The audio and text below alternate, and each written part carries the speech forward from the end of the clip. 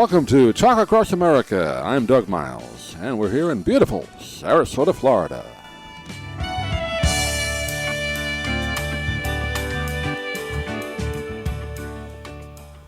Joining us now on our book talk segment, great to welcome a man who's written a book that's going to help us all. We only have to do it by food. It's called Eat to Beat Illness, the specific foods and spices to overcome or prevent health problems. Like she said, the full title is 80 Simple, Delicious Recipes Inspired by the Science of Food as Medicine. And we're joined today by Dr. Rupy Aujla. He is a medical doctor, general practice based over in London, England. He joined us by telephone today. And Doctor, good to talk with you. How are you? Yeah, I'm very well, thanks, and great to talk to you too. I hope I didn't mangle the title. It's Eat to Beat Illness. That's the main title of the book, and it's filled with recipes. Correct, yeah. Yeah. Now I have to ask you, because I know a lot of people.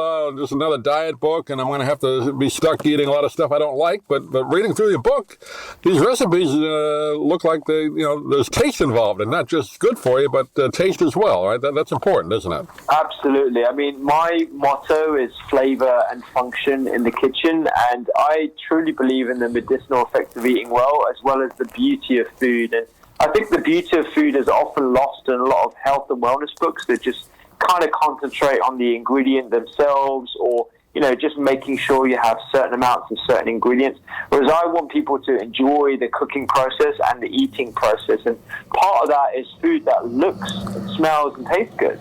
How did you put these recipes together? Just kind of your own kitchen, or how'd you do it? Yeah, so, I mean, I cook pretty much every day. I still work as a medical doctor, but part of my job now, working in the doctor's kitchen, is creating recipes that I feel that people will benefit from. And putting it together is a real interesting endeavor, because I will need to apply the principles of healthy eating. So making sure they're plant-focused, they've got enough fiber, they've got colors, they've got herbs and spices, and then actually borrowing a few things from different cultural heritages, which is why you'll see the book has got loads of different recipes from different kind of culinary heritage and different backgrounds. You've got Indian recipes, you've got Korean, you've got Chinese, you've got even inspired by New Orleans. Just kind of breaking down for the audience, you have different sections, eating for your brain, your heart, obviously a big one, eating to beat cancer, for your skin, your eyes, and several others. So you break it down that way as well, in addition to the meals of the day, breakfast, lunch, and dinner, right? Absolutely, yeah. So the first part is really about the fascinating science that demonstrates nutrition and lifestyle has an impact on multiple different specialties. Eating for your brain, eating for heart function, eating for immunity. And really what I wanted to do is zoom in on those different topics, describe what the nutrition literature says about that, and then invite the reader to zoom out and look at the final chapter, which brings it all together. And when you look at the similarities, it's all the same stuff. It's eating fiber, lots of colors, lots of plants, eating quality fats, and eating in time as well. And when you apply those principles to eating, you're eating for a number of different things and amplifying your defenses at ever getting ill in the first place.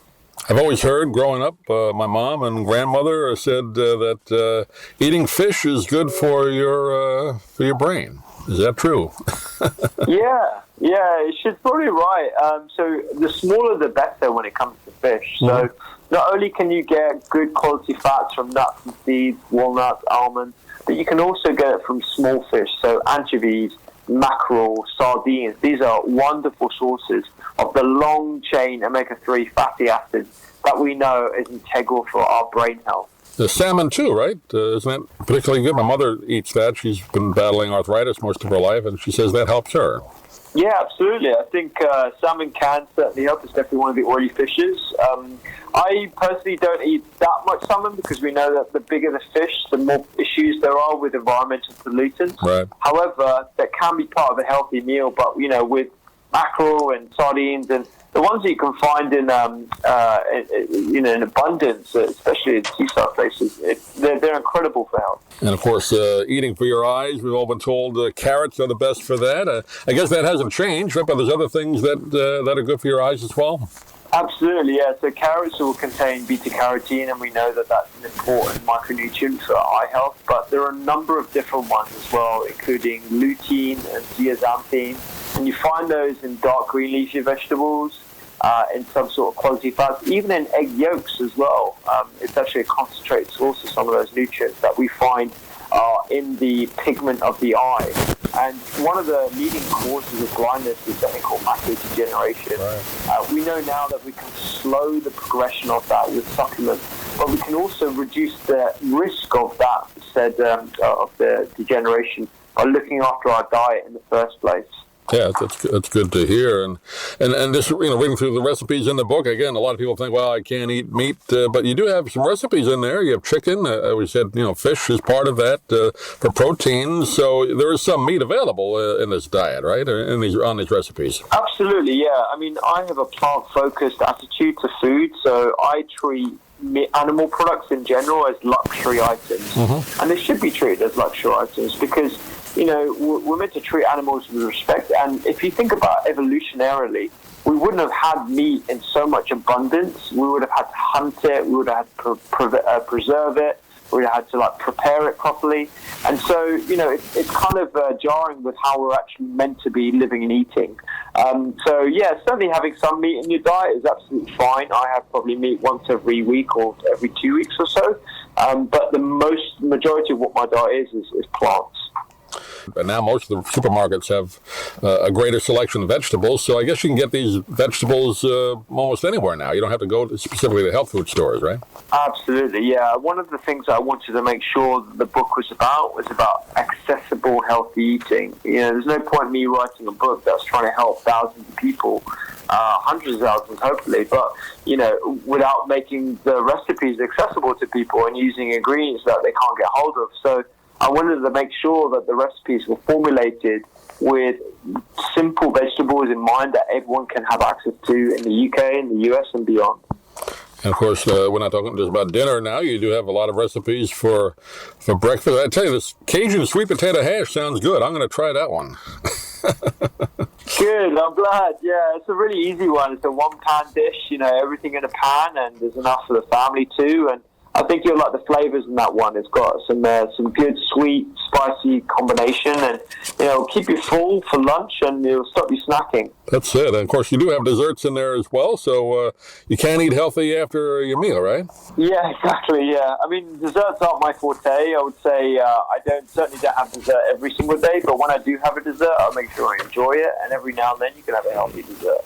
That's great. Again, 80 recipes in the book called Eat to Beat Illness, 80 simple, delicious recipes inspired by the science of food as medicine. And we've been talking with Dr. Rupy Aujla today. And Doctor, give out your website if you would. People can get more information about the book. Absolutely. So it's thedoctorskitchen.com. You can find me on social media, doctors_kitchen, on Twitter, Instagram, Facebook. And my podcast is also The Doctor's Kitchen, where we interview health experts from around the world. And you can find the book on Amazon, IndieBound, Barnes & Noble, online and in-store. Great. Yeah, check out your website. You got a lot of great information there as well. And Doctor, a real pleasure talking to you, and good to have another podcaster out there as well, in addition to your writing. So welcome to that club, and we'll talk to you soon. Brilliant. Thank you very much, Doug.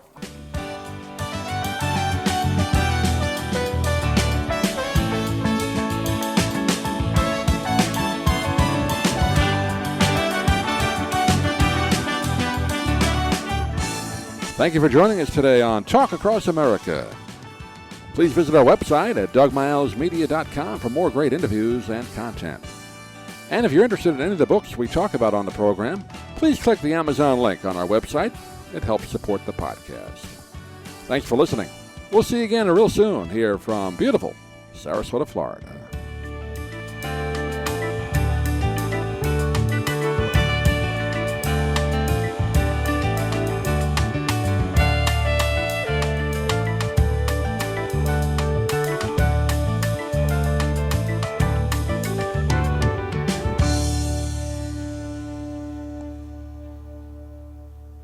I'm Stan Brock.